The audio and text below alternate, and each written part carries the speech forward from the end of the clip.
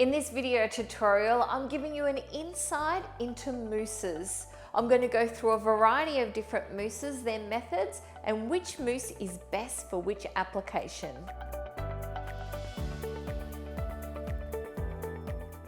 This is a snapshot of all the mousses that I've created to give you an insight as to which mousse is best for which application. Some of them are firmer, some of them have gelatin, some of them are egg-free, some of them are a little bit sweeter, some are best suited to fruit-based mousses. So I'm going to go through each one and discuss it with you. Then you can look at each recipe that you're interested in, which will follow this introduction. The first one I'm going to talk to you about is the most simple of the mousses. It contains two ingredients. We've got a cream and a chocolate. This one is a little bit soft and cannot be held out of the fridge for long periods of time. If you're serving it directly from the fridge, it's great for dessert cups, trifles, and it can hold for a mousse cake, but it won't hold for long out of the fridge. If you're wanting this to hold for a little bit longer out of the fridge, you will need to add some gelatin to it. Now, what's actually holding this mousse up is the chocolate. It's a cocoa butter in the chocolate, but cocoa butter softens very quickly at room temperature. This particular mousse is gelatin-free, it's egg-free, and will take you no time at all. It doesn't take long to set. It has a really light, airy texture. It's not overly sweet, but it's very, very soft to eat. It's a beautiful mousse to eat, and it's our most simple in the range that we've got here. So I'm just going to cut that so you can see.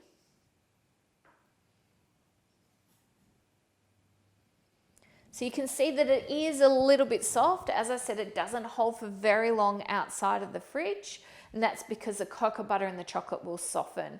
So if you're wanting to serve it in a cup or a trifle, perfect. If you're wanting it out of the fridge for any period of time, you will need to add gelatin to it. The next mousse we're going to discuss is also gelatin-free. This is a lot more intense in chocolate flavour, where if you look at our simple one, it's really quite mild and more sweet in flavour than our gelatin-free mousse. This one is going to hold for a little bit longer at room temperature, simply because it has more structure in it. This has a bombe paste as a structure, so it has the egg yolks and the sugar syrup, which we've heated and whipped together, which ensures it holds a little bit longer. Also, this has a higher percentage of cocoa butter, so it is going to be much firmer from the fridge and will hold a little bit longer outside of the fridge. You can probably hold this one outside of the fridge for about 30 to 40 minutes, as long as your room temperature is not too hot. This one is a little bit more dense, as I said, much more rich. So all these mousses have been made and frozen, unmolded, and placed in the fridge while they've defrosted. You can see not only the difference in colour with the mousse, but the difference in texture. So this one is just a little bit firmer and much more intense chocolate taste, because we've used a Madagascar chocolate in there. Both very beautiful mousses. This one's going to hold a little bit better. If you're looking for gelatin-free in a cake, I would use this one over this one, because that's going to soften quite easily. The next one I've got here is a Pate Bombe. It's where we add a boiled syrup to egg yolks. And we've also got white chocolate in here, but I wanted to show you the option of adding an inclusion. And you can see here that we've got an inclusion of glacé fruits, chocolate chips, some nuts in there, which gives a beautiful flavour. So out of the three here, this is the sweetest, of course, because it has white chocolate, but also those inclusions that I've added add quite a bit of flavour. This has a really light, aerated finish. Now this holds quite well. It is set with gelatin, so this will last a little bit longer out of the fridge. In saying that, all mousse cakes should stay refrigerated, but I understand that sometimes you take them out to present or sit them on a table. So this one can last a little bit longer because of the gelatin, but it is still quite a soft mousse. This is a great base if you're also wanting to add some other flavors. If you're wanting to add vanilla, coffee, I would still keep the white chocolate in there, use the Pate Bombe, and then use this as a base mousse to incorporate different flavors. You can't add any flavors that contain too much liquid without adjusting the recipe. Next one we have here is an Italian meringue base. Now this is my preference for fruit-based mousses. I've incorporated a lemon juice in with this mousse. Now it is a little bit tart because I've used lemon, It's not overly sweet, but you can replace the lemon juice with another fruit puree without adjusting the recipe. Unless the fruit puree that you're using has a significant amount of sugar, then you may need to adjust the sugar slightly. This is quite light and airy because it's a meringue base. It's not as rich and heavy as some of the egg yolk base recipes and matches with fruit really, really well. This will hold in a cake, although it is a really light, soft texture. It does have gelatin in it. You can see by the texture there how airy that is. So this not only has lemon zest but juice as well, but if I'm making a fruit mousse, this would be my go-to recipe. All the mousses that we've done so far would still be great in a trifle or a dessert cup. The next one we've got is egg-free. It's also gelatin-free. This is a sugar syrup base with dark chocolate. It then has cream folded through it. So it's a really easy recipe to create. Quite simple, but has a really beautiful texture. This particular mousse will hold in a cake if you're wanting it to last longer. Like the other mousses without gelatin, I would recommend that you add a small amount of gelatin to it. So if you're going to make this in a large cake, for example, I would add up to 2 sheets of gelatin. If you're wanting more information on gelatin, you can have a look at our video tutorials on gelatin. So 2 sheets of any type of gelatin if you're wanting to use this mousse for a cake. Now keep in mind some of the mousses as well, the simple mousse and the Anglaise Mousse in particular, don't freeze particularly well in silicone molds. So you've got the Anglaise and our simple mousse, and that's because they have a little bit more sugar than the others. The others will freeze quite well. I don't know if you've noticed that sometimes with a mousse cake in a silicone mold, when you go to unmold it, it tends to stick a little bit. Maybe because it's not frozen enough, but it could also be because it contains too much sugar and sugar doesn't freeze. The next one we have is an Anglaise base, which is a custard base. We've combined that Anglaise with some milk chocolate, has gelatin in it, and it has semi-whipped cream. This one is very decadent, very, very creamy. Not as aerated as some of the others, but definitely makes up for that in creaminess. So you can see this one is not as aerated as I said, but it's very, very creamy. It's a little bit more dense in texture, holds beautifully in a mousse cake, but doesn't contract very well out of silicone molds. You can use this as an insert in a mousse cake. You can also use it in a trifle or a dessert cup. Does make a great mousse and it comes out perfectly if you're doing it in a ring. The next one is a Bavarois, which is an Anglaise or a custard base mousse. In this particular one, I've done it a little bit differently. I've used a coconut puree as the base, and I've also added a coconut liqueur. This is a great base recipe to add different flavors to. If you want to replace a coconut puree with cream, you can. It's simply an equal swap. You don't need to change the weight. You can opt out of the liqueur. This does have a really nice mild coconut flavor, and this is not overly sweet. Holds well in a mousse cake, in a cup, or in a trifle. You can see the Anglaise base recipes aren't as aerated. They are still going to give you a beautiful mouthfeel and creamy texture. So you can see here, these two are Anglaise finishes. Now you can see with the Anglaise base recipes, they are so beautiful and creamy, but not as aerated as using an Italian meringue or a Bombe paste. So it's going to give you a different texture and mouthfeel. This is a great base recipe to add different flavors to. Once again, you can't add liquid flavors to this without adjusting the recipe slightly. Now let's recap on all the different mousses. Simple is the softest.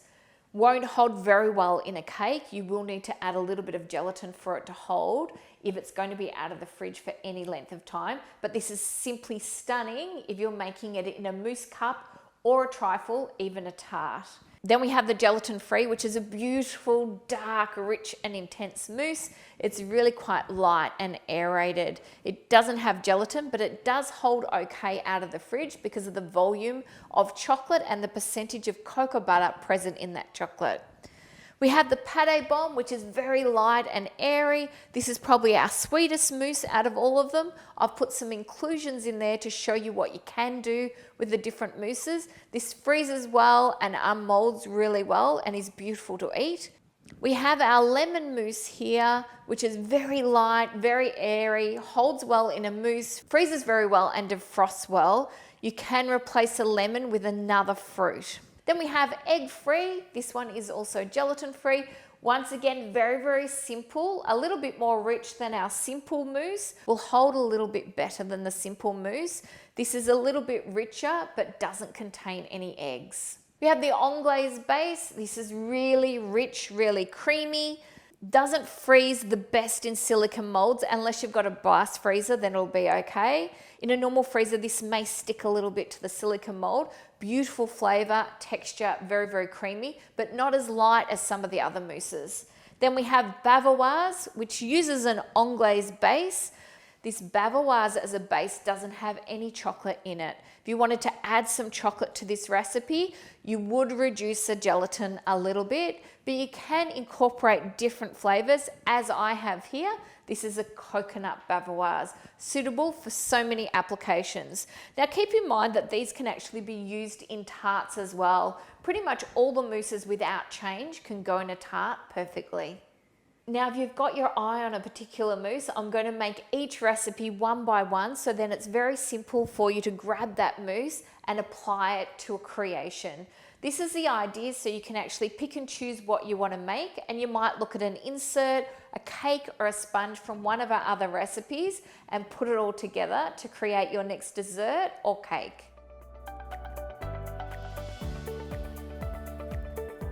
So here's some general guidelines when making a mousse. I'm going to talk about the cream first. I use a 35% fat cream. Anything below 25% will be very difficult to whip because it doesn't have enough fat in it. If you go much above 35% fat, you're going to have more butter present in the cream. Be very careful that you don't over whip it.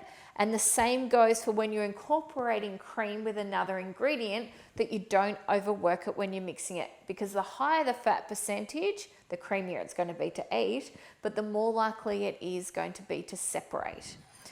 Now this is what we call semi-whipped. So if we have a look at the cream, it has some body, but it will still collapse and drop off a spoon.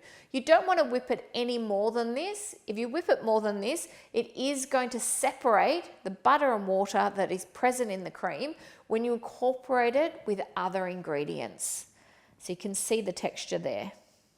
This needs to be kept chilled at all times, so you can whip this in advance and keep it in the fridge.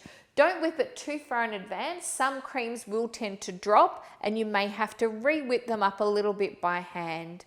If the cream is even slightly warm, it's more likely to separate and make your mousse grainy. Now, as discussed, we can use many different bases to make a mousse. One of the most important facts is that the base itself doesn't exceed 34 degrees Celsius when we incorporate it into the cream. When we incorporate it into the cream, if it's above 34 degrees Celsius, it's going to melt the butter in the cream and we're going to lose any aeration that we've whipped into the cream, and it can make quite a dense mousse.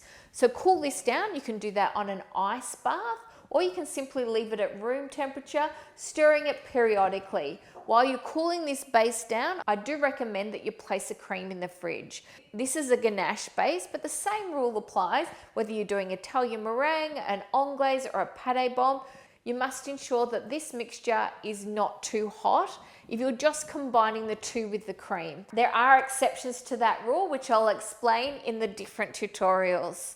When mixing and combining a mousse, it's important that you don't overwork it. You simply mix it till all the ingredients are combined and then you stop mixing. Another great tip is that it's good to have all your ingredients at the same consistency. So if you've got something really liquid like a gelatin, it's good to add a little bit of the mixture to the gelatin first to bring it to a closer consistency to the rest of the mousse, and then it's more easily incorporated and it's going to distribute very evenly. I'm going to give you more tips and tricks along the way in the individual mousse recipes.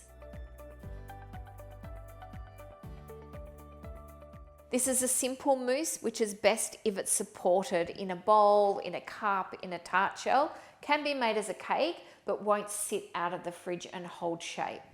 I always use a 35% fat cream. Now in Australia, we have what's called a thickened cream. So it actually has a gum in it.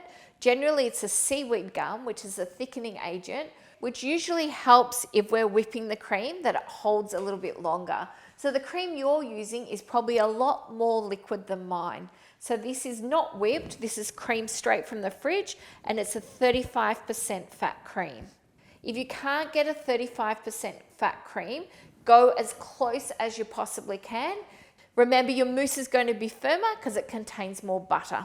I'm going to boil the cream, which is not only going to pasteurize the cream and help reduce the amount of bacteria growth, but it's also going to help me melt the chocolate. So I have a milk chocolate and I have a dark chocolate. Now, if you change chocolates from the chocolate I'm using, it may affect the setting capacity of your mousse. So if you have less cocoa butter than I do in my chocolates, it may be slightly softer. If you use a chocolate that's higher in cocoa butter, it may be slightly firmer. So I'm going to bring this to a boil. Now that I've boiled the cream, I'm going to pour it over the chocolate and whisk it until all the chocolate is melted. If your room temperature is cold, the chocolate may not all melt, and you can either place it in the microwave or use a heat gun, but only do it in short bursts. Whisk it to create a ganache. Ensure all the chocolate is completely melted. Now this next step is really important. It's tempting to add the cream in now, but the base is too hot. So the ganache base, whenever we're adding whipped cream, needs to be below 34 degrees Celsius to ensure that we don't melt the butter in the cream. Otherwise, we're going to lose all the air that we've incorporated. So we need to set that aside to cool. You can either put it on an ice water bath or you can leave it at room temperature, stirring it periodically until it cools down. While you're waiting, I would recommend to place your cream in the fridge. Now, I did say the base needs to cool down to 34 degrees Celsius, but even if it drops to 30 degrees, 29 degrees, and it's still fluid, that's no problem at all. It's just important that it's not above 34 degrees Celsius. Now, the consistency of the base of the mousse and the cream is a little bit different. So what I'm going to do is add a little bit of cream first, and we always fold it through with mousses rather than whisking. So I'm just going to fold that through to bring them to a similar consistency. Then I'm going to add in the remainder of the cream and fold it through. Now this is a simple recipe, but it does have quite a lot of cream. So although we're gently folding it through, you can't take too long to do it because the cream is chilled. It is going to set the chocolate quite quickly. I've used a combination of milk and dark chocolate in this recipe. So the milk gives us the sweetness because there's no sugar added. And the dark chocolate not only gives us flavour, but is going to make the mousse a little bit firmer than what it would be with just milk chocolate. And here we have our finished mousse. It's called Simple Mousse for a reason. This one is very, very easy. So I recommend at this stage you apply it to what you're creating, whether it be a tart, a dessert glass, or a mousse cake. And then let it set either in the fridge or the freezer. So you can see the texture of the simple mousse.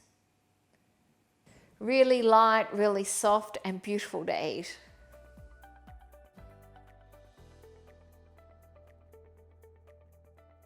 This is a gelatin-free mousse. It's quite rich and intense in flavour. It's a dark chocolate mousse. We've got some syrup, which I've got the recipe there for you. It's a sugar syrup, which you can create and then weigh out the amount specified. Egg yolks. Just going to whisk that together before I apply any heat. Now with this mixture, I'm creating a bombe paste. There is a way of doing it with a pate bombe. This particular bombe paste, which can be referred to as an apéro bombe, I'm actually doing on a double boiler. I'm going to heat the mixture up while stirring continuously to 70 degrees Celsius before transferring it to a mixing bowl with a whisk attachment. Now I have a dark couverture here. This is quite an intense couverture. It's from Madagascar. It's a Calabar product. It's a 67% chocolate. You could replace it with up to a 70% or go down to a 65%. I really like this one because it has a fruity flavour which carries through the mousse. Now I need to melt this in the microwave and place it in a larger bowl. I'm going to heat this up to 60 to 70 degrees Celsius before I incorporate it into the mixture. After much mixing, we've reached 70 degrees Celsius. I'm going to transfer the egg mixture to a mixer and whip it for approximately 2 minutes. Now with this particular recipe, you have to be very, very fast with how you're mixing it because it sets so quickly because we've got such a large volume of chilled cream. So it's important that you work efficiently as possible. It's also important that your dark chocolate is really, really hot. I'm going to add a small amount of the cream to the chocolate. We're going to bring it to a similar consistency to that of the Bombe paste. And what this also does is incorporates water into the chocolate. The chocolate doesn't contain any water, so it can seize up if you added it directly to the Bombe paste. So that's a similar consistency. Now by the time we add the Bombe paste in, which I'm going to add in now, it's going to cool this mixture down, so when I fold the cream through, I'm not going to lose any air. Mix this through until all the Bombe paste is combined. Now I'm going to add in the remaining cream, and this is where you've got to work quickly because it will set very fast. Folding it through. And if the mousse is too firm when you go to put it in a silicone mold or a lined cake ring, you're going to get air pockets. So it's important that you do work as quickly as possible to ensure when you apply the mousse to the mold, you're not going to get air bubbles. So here we have the finished gelatin-free mousse. You have to work quickly with this one. It is probably the richest, most intense chocolate flavored mousse out of the recipes that I've done, but beautiful in texture and flavor. Here, let's have a look at the finished texture once it's set. And you can see that it's quite firm, holds perfectly, whether in a silicone mold, a ring, a tart. If you're going to place this in a dessert cup or a trifle, I would reduce the chocolate by about 30%. So you've got a slightly softer set. You can see that that is really quite firm, but delicious and airy to eat.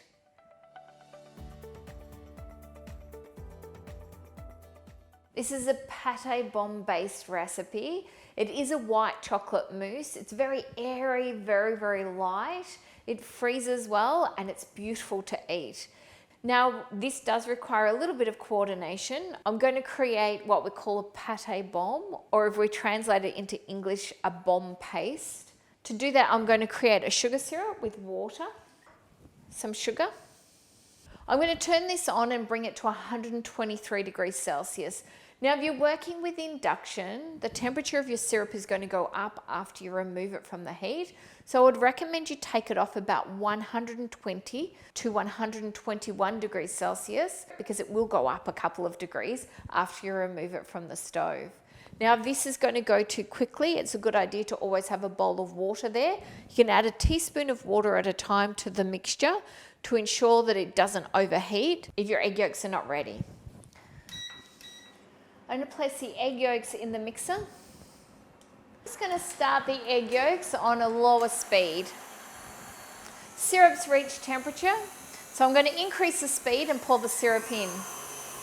While that's mixing, I'm going to pre-soak the sheets of gelatin. I'm going to melt the white chocolate to 60 degrees Celsius. Now I'm going to do that in 15 to 30 second increments so I don't overheat it. You must stir it in between each application of heat. This is what we're looking for with a Pate Bombe, a really light creamy texture. The more air it incorporates, the lighter it will become in colour. So you can see the consistency of that there. I'm going to take the pre-soaked gelatin and I'm going to heat this in the microwave. The gelatin now contains a lot of water, so it's quite easy to boil it. So I do it in 5 to 10 second increments. We're wanting it to be warm without boiling it. The chocolate is at 60 degrees Celsius. I'm going to add enough cream to the chocolate so it's a similar consistency to our Pate Bombe. So just add a small amount at a time. It will seize up to start with because chocolate doesn't contain water. So you can see it looks like it's separated and split. So it's a little bit too thick, so I'm going to add in some more cream. Now this is a consistency similar to that of a pate bombe. I'm now going to take a little bit of this mixture and put it into the melted gelatin, combine it before adding it back in. By making the gelatin a similar consistency to the chocolate mixture, it's going to incorporate very easily and distribute through the mixture more evenly than it would if we just poured the gelatin in, because it would run straight to the bottom of the bowl. So we just gently fold that through. I'm going to transfer this to a bowl so you can see a little bit more clearly the mixing process. I'm going to place the pate bombe in on top, and then I'm going to gently fold it through. I'm going to add in some vanilla bean paste. I've got some different inclusions. I've got some roasted almonds that have been roughly chopped. Try to keep all your inclusions the same size. I have some dark chocolate, some candied orange, and some glacé cherries. So fold that through. Then add in the remainder of your cream. And gently fold that cream through the mixture, and then you're ready to mold it. I haven't added a lot of gelatin to this mousse. If you wanted it to sit out of the fridge for a little bit longer, you could add another 1 sheet of gelatin to the recipe, just for it to hold a little bit firmer. It's a very light, airy mousse, which tastes delicious. So here's the mousse refrigerated and completely set. So if we have a look at that texture, it's absolutely beautiful. This is delicious to eat, very light and very fluffy.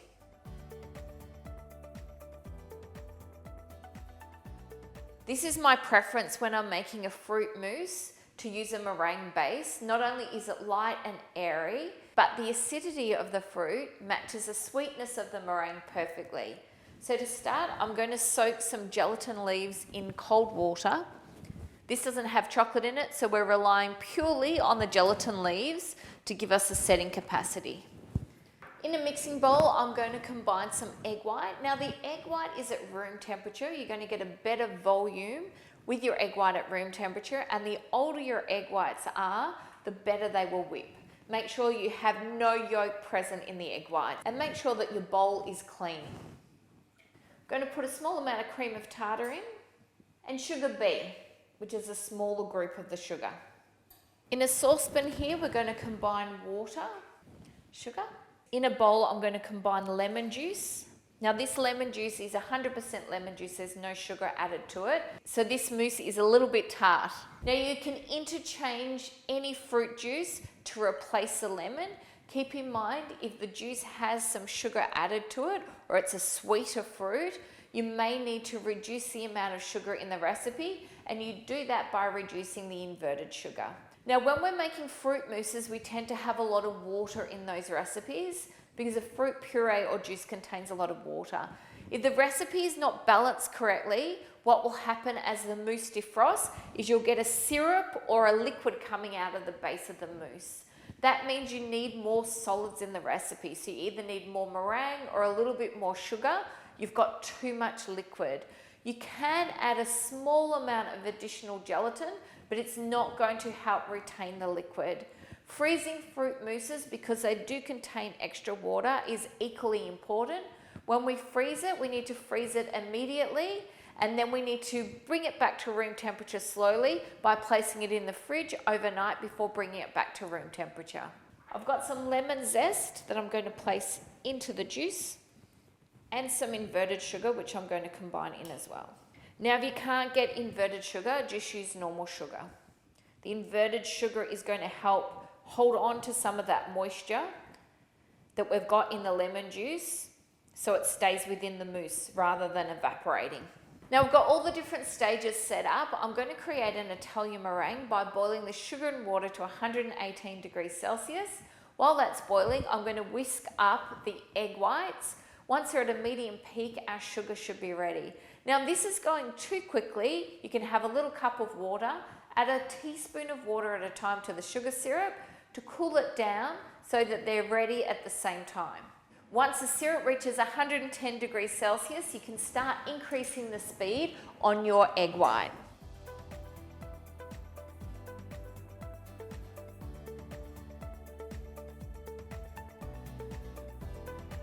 The meringue is ready. You just need to whip it till it cools slightly. You can take it off even when it's as warm as 50 degrees Celsius. I'm now going to weigh out 100 grams of meringue.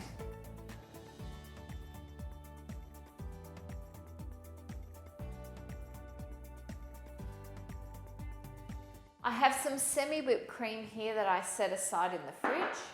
I'm going to take out the pre-soaked gelatin and I'm going to melt that in the microwave. It's important with gelatin that it doesn't boil. We're just simply going to melt it and take it up to as high as 80 degrees Celsius. Depending on what temperature your gelatin was, you may need to heat this mixture. We want this to be about 30 degrees Celsius before we start combining all of the elements. So this is our gelatin, lemon juice, lemon zest and inverted sugar. I'm going to pour just a small amount of this into the meringue to bring it to a softer consistency. If I add all this at once to the meringue is going to be very difficult to incorporate. So just a little bit at the start. Just fold that through just to soften the meringue. Then we just add in a little bit more. So just keep adding it in small quantities. If you add it too quickly, you'll find that you'll get lumps of meringue that won't incorporate. Now meringue is not affected by heat, so if your lemon juice gelatin mixture is a little bit warm, it won't make any difference. Now that we've got this really nice soft consistency, and you can see it's very, very smooth, I'm going to add in the remainder of the juice. Now I'm going to add in a small amount of the semi-whipped cream. Just add a small amount at the start. We're always looking to bring the elements that we're incorporating in a mousse to a similar texture before completely mixing them, and that's what I'm doing here. So we take into account temperature and we also take into account consistency. Now I'm going to add the remainder of the cream. And that's our finished lemon mousse, perfect for moulding in a silicone mould or a metal ring. You can also use this inside a tart, you can use it inside a trifle or a dessert cup. This is a set lemon mousse, so you can have a look. Really light, fluffy in texture. I'll drop that back down so you can see. Tangy, light and fluffy.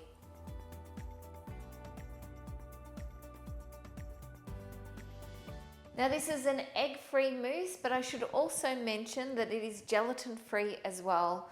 I have some dark couverture here. This is a 54%, the Calabat Standard 811 chocolate. I'm going to place that in the bowl. I much prefer to use a 54% cocoa than a higher percentage chocolate in this recipe, just for the perfect texture and mouthfeel. This is so simple, this recipe. You're going to love it. We've got a saucepan. We're going to add water, sugar, and some liquid glucose. I have warmed the glucose up so it comes out of the bowl quite easily. I've got some semi-whipped cream that I've just taken out of the fridge. I'm simply going to boil the syrup and pour it over the dark chocolate. While that's heating, I'm going to partially melt the chocolate in the microwave. Keep in mind that the syrup just needs to dissolve the sugar and boil, and then we take it off immediately. If you let it boil for too long, you're going to evaporate too much liquid. Once the syrup comes to a boil, pour it over your partially melted chocolate, and then we're going to whisk it together. You can see that it'll separate a little bit to start, but once you start whisking it, it'll all come back together. Now if we go back to our general rules, we must ensure that we cool this mixture down to at least 34 degrees Celsius if it is too hot before folding through the semi-whipped cream. You can also interchange this dark chocolate for a gianduja, which is a hazelnut chocolate, for a milk chocolate, even a white chocolate. Keep in mind when we're using other chocolates, they don't contain as much cocoa butter as what I have in the dark chocolate. So for this particular recipe, we can use it for a mousse cake and it works quite well, even though it doesn't have gelatin. But if we do use a chocolate that has less cocoa butter, I recommend you put it in a tart, or you can use it in a choux pastry, a dessert cup or a trifle. Don't use it as a mousse for a mousse cake. If you do use it for a mousse cake, you will need to add gelatin into it. Now this particular mousse, because we don't have gelatin, will hold beautifully in the fridge, but if it spends too much time at room temperature, it will start to lose shape, but it does hold for a little bit. I have the semi-whipped cream. I'm going to fold a small amount in at the start. Then add in the remainder.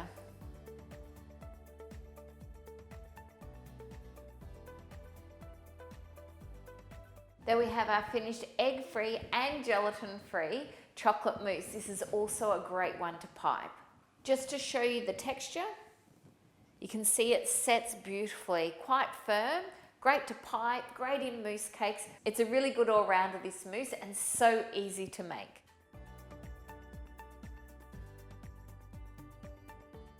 Next mousse is an Anglaise base mousse. This one is very light, a little bit on the sweet side, but delicious to eat, very creamy.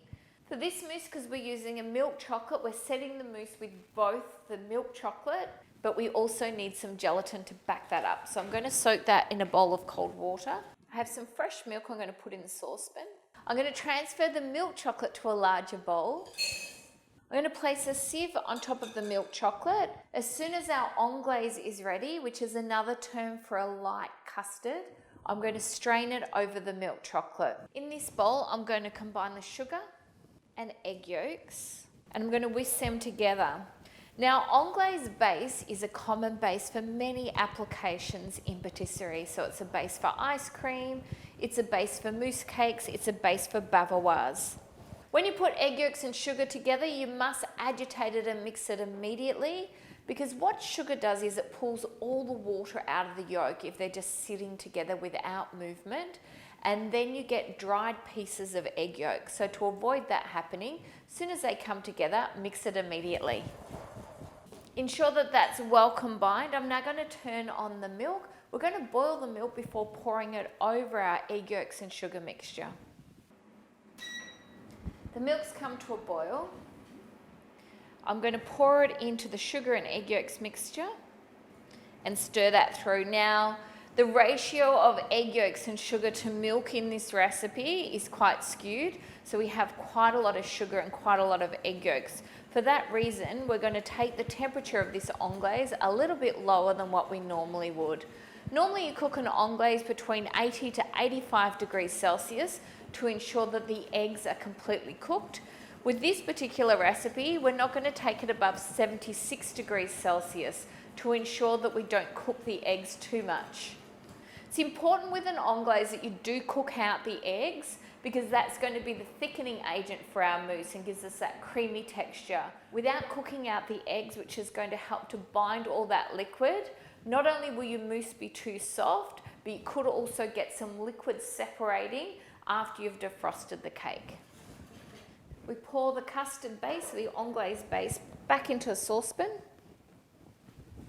Now, I understand not everybody has a thermometer, so a good way to test if your anglaise or your custard is ready is to actually use a wooden spoon. And when we lift the spoon up, you can see that the spoon coats with the custard mixture. And now that mixture will just simply run off the spoon. But as soon as we coagulate or cook the egg enough, when we wipe our finger across, it won't run over that line, it'll actually hold. So if you use a wooden spoon, it does it very, very well. With a silicone spatula, it tends to slide a little bit anyway. So I use a silicone spatula because I have a thermometer, but if you haven't got a thermometer, that's a great way of testing if it's ready. Keep in mind, as soon as that test is done and it's ready, take it off the heat and strain it immediately. Or you can add the gelatin in, which will stop it cooking, because it can go up a further 5 degrees and overcook if you leave it on the stove for too long. Always cook an anglaise or a custard on a low heat, and if you're a little bit nervous about overcooking it, you can actually put the anglaise mixture in a bowl, which sits on top of a saucepan of simmering water. That will mean that it'll go a lot slower and it'll give you time to actually stir it and test it without worrying about it overheating. You must stir it continuously to ensure that it doesn't start to cook on the bottom of the pot, particularly with induction. And remember, we're going to 76 degrees Celsius rather than the standard 80 to 85 degrees. I've reached temperature. I'm going to turn off the heat. You can go as high as 78 degrees, but make sure you slowly bring it up to temperature. I'm going to add the gelatin in, which will stop it cooking. I'm going to add in some salt for flavour. Now we're going to strain it over the milk couverture. What straining it does is gets rid of any coagulated or cooked egg yolk on the base. You can see that I've got a little bit there, and that will just stop that going through to the mixture. We sat together with the chocolate.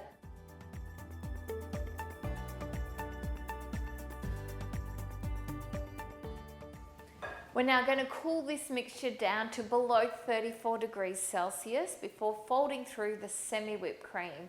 Now keep in mind, when you've got large volumes like this and slightly less cream, we can go down as low as 28 degrees Celsius. Below that temperature, the gelatin will actually start to set. So you want to sit between 34 and 28 degrees Celsius.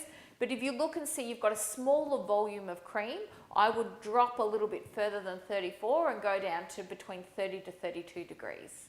The anglaise has cooled down. I have the semi-whipped cream here to fold through. What I'm going to do first is add a little bit of anglaise to the semi-whipped cream, fold it through before putting it back in to bring them to a similar consistency.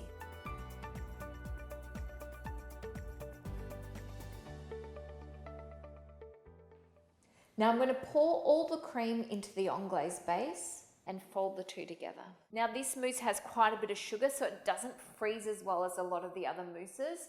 So for that reason, I don't recommend using this in a silicone mold because it is difficult to get out of the silicone mold cleanly. The mousse has been sitting in the fridge overnight, so you can take a look at the texture. Beautiful and creamy.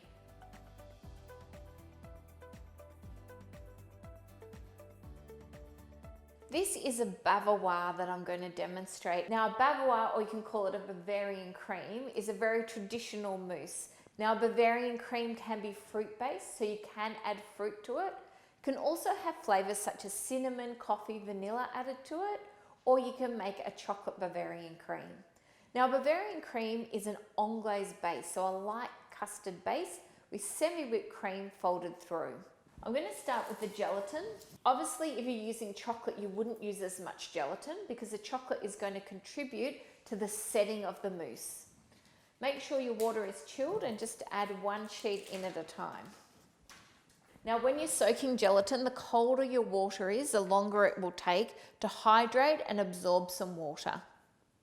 Instead of using cream in this recipe, I'm actually using a coconut puree. You can replace this coconut puree with exactly the same amount of fresh cream, a 35% fat cream.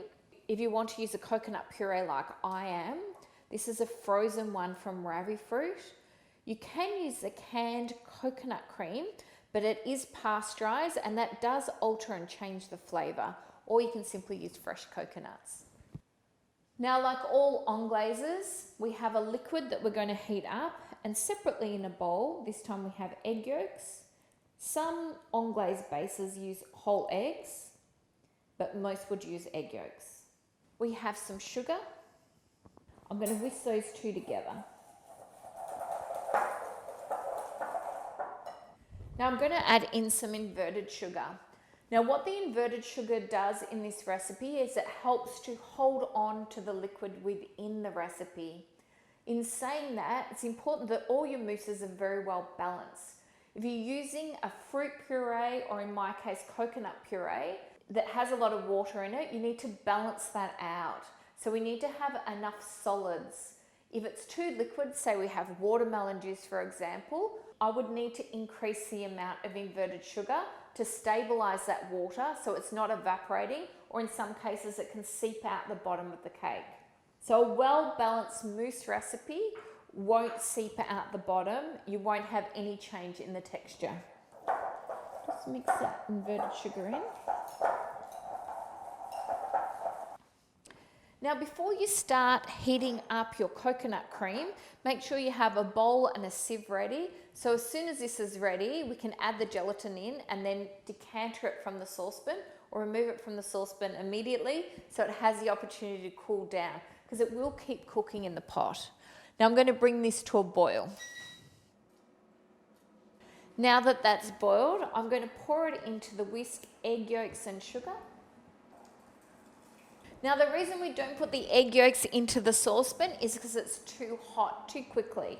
So we temper it by adding the coconut puree into the egg mixture, whisk it together before transferring it back into the saucepan. Now when you put this back onto the heat, it can cook very, very quickly. So I recommend cooking it on a low heat. You can also cook it over a bain-marie. So fill a saucepan with simmering water, sit the bowl on top and place your anglaise mixture in that bowl, and that'll give you a softer, more gentle heat, and it'll give you more time to bring it up to temperature. Now with an anglaise, it's essential that you cook it enough.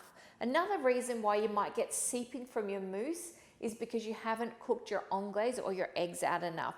We need to start to coagulate those eggs, which means we need to start cooking them to ensure that they hold onto and bind the liquid. If you don't cook it enough, your mousse texture may be too soft and you may get a little bit of seeping of liquid or syrup coming out the base of your cake. Take it to a minimum of 80 degrees Celsius. When you're working in larger quantities, you can go up to 85 degrees Celsius. Before you start this process, make sure that your gelatin is hydrated and pliable. We know once it's pliable, it's absorbed enough moisture, ready to go into the pot.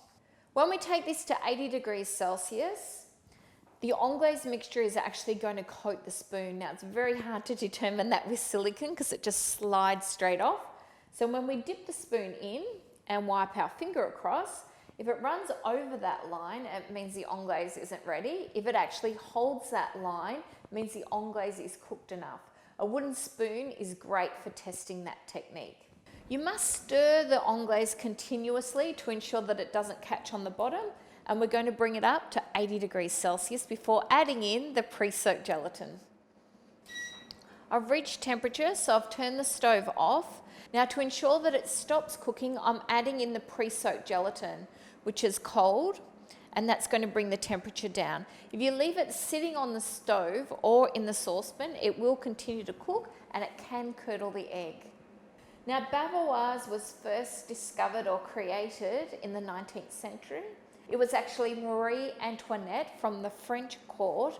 It was her pastry chef who first created it, and he created it for a distinguished Bavarian guest who was visiting the French court. So we can thank him for this delicious mousse. We now strain the anglaise mixture. This is just to eliminate any cooked egg on the bottom of the pot. And you can see that we've got a little bit there, just a little bit on the bottom that's coagulated. We don't want that to go through, which is why we strain it.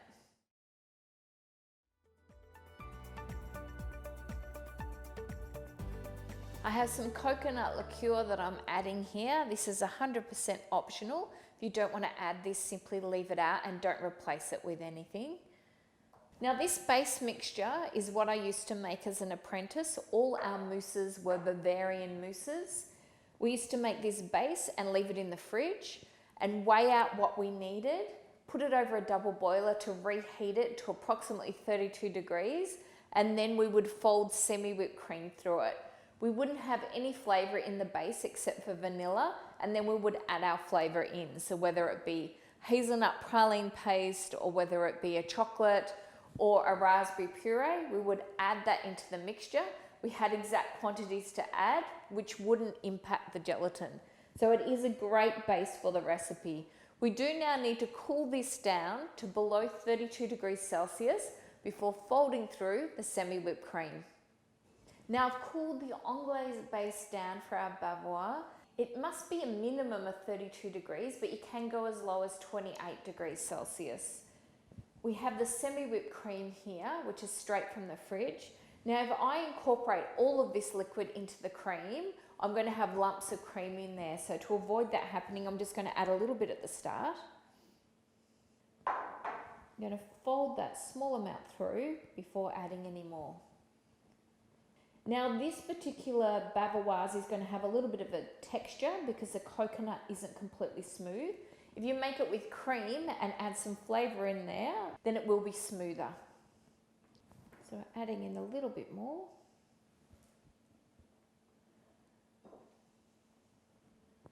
Now this mousse is ready to apply to a mold. This is a really beautiful mousse, a great base and versatile. Can be used for multiple applications and really great with any sort of flavour. This is the coconut mousse set. Now this is one of our least sweet mousses out of the range. Has a fantastic texture and great for multiple applications. It's fantastic as an insert, as a mousse cake. You can also use this in a Meringue cup. So when you're using mousses like this in a Meringue cup, you'd put a little bit of mousse in the base of the glass or on top of a jelly. Then you might put some crumble in there, some granola, let that set. While it sets, leave the mousse at room temperature and then put in another layer when you're ready for the next layer. So leave that at room temperature and layer it up as you go. If you're making a mousse cake, to unmold it, you must freeze it first. Now you can store a mousse cake in the freezer for up to 8 weeks. That's as long as your freezer is maintained at minus 18 degrees Celsius as a minimum. Some freezers go up to minus 25, so the colder the better and the longer it will last. If you open and close your freezer regularly, you're going to let in warm air, which will soften the mousse, and then the mousse will re-solidify, which means you'll get some movement and the texture may not be as smooth as a mousse that's, say, frozen for 24 hours and then used. If you're not opening and closing your freezer regularly, the cakes will be fine. Once you've defrosted your cake, you can keep it in the fridge for up to 4 days. Keep in mind, most mousse cakes are decorated when they're frozen. So all glazed cakes are glazed when frozen, and all cakes are unmolded when they're frozen. It's very difficult to unmold a mousse cake if it's just been stored in the fridge because the mousse is simply too soft. So you must freeze it first. In a standard freezer at minus 18 degrees Celsius, I would say it would be a minimum of 6 hours in the freezer before you can think about unmolding a cake. But you're always going to be better off freezing a mousse cake for at least 24 hours before attempting to unmold it. Once a cake is frozen, if you're storing it in the freezer, keep it well covered in plastic wrap until you're going to use it. That will stop it absorbing other aromas and help to limit the change in texture of the mousse the longer you store it. If you're refrigerating the cake, you've got up to 4 days to do so. Once you take it out of the fridge, some of the mousse cakes will vary as to how long they can sit at room temperature, and of course that really does depend on your room temperature. Here today in Melbourne, it's only 18 degrees Celsius, so I'd get quite a bit of time with most of the mousse cake. So I would say between 30 minutes to an hour at room temperature before you start to see the shape of the cake change. Generally, when we're making mousse cakes, we like to have at least 2 elements. It's easier to handle a mousse cake if it has some sort of cake on the base. It's easy to get it out, it's easy to glaze, finish and decorate. It's also cleaner when you go to cut the cake once it's defrosted. But if you want to step it up a bit, you can also place an insert inside the mousse cake. So you can put different inserts. Generally, when we do an insert, whether it be another mousse or a jelly, it's slightly softer than the mousse. So when we cut into the cake, we get a variation of texture. It's not soft enough that it's going to collapse, but slightly softer than the mousse texture. Now, if you've got a frozen cake that you glaze, how long is it before you can actually cut it and know that it's defrosted? For me personally, I much prefer to defrost a cake after it's been glazed in the fridge. If you leave it at room temperature, you do run the risk of getting condensation on the surface because of the difference in temperature between the freezer and your room temperature. So after it's glazed, I place it into the fridge and I only put the decorations on just prior to serving or putting it into a cake counter. If I put a frozen cake in the fridge and it's a standard 18 to 20 centimeter cake, that would take at least 3 to 4 hours to defrost in the fridge prior to serving. So if you have a cake in the fridge that you're defrosting that has either fruit in the center or it has a fruit insert, they always take longer to defrost. So then I would give it up to 6 hours.